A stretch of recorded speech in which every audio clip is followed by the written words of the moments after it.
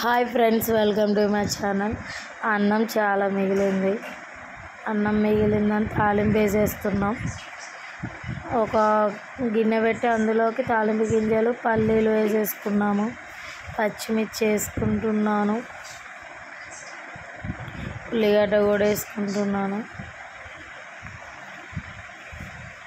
అవి బాగా మగ్గనివ్వాలి.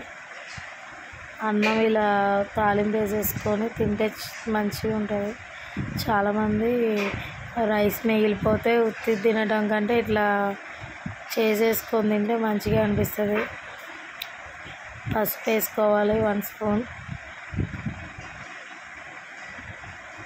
1 స్పూన్ పసుపు నిండి వేసుకోండి. అన్నం చాలా ఉందని వేసేసుకున్నాను.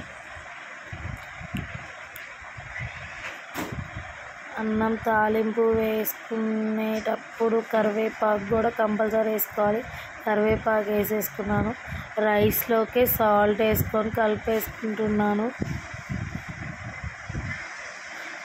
రైస్ కొంత కలిపేసుకున్నాక ఆ రైస్ని మనం అందులోకి తాలింపులోకి వేసేసుకొని మొత్తం మిక్స్ చేసేస్తే ఆ వేడికి ఆ సాల్ట్ కూడా అన్నానికి పడుతుంది.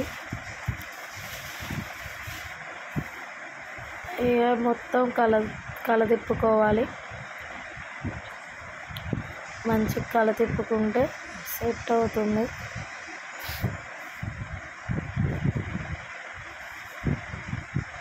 మొత్తం కలదిప్పుకోవాలి.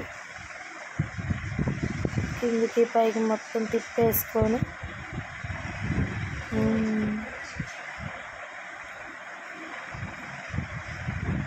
పిల్లలు ఆకలిస్తుందని చూస్తున్నారు. బాయ్.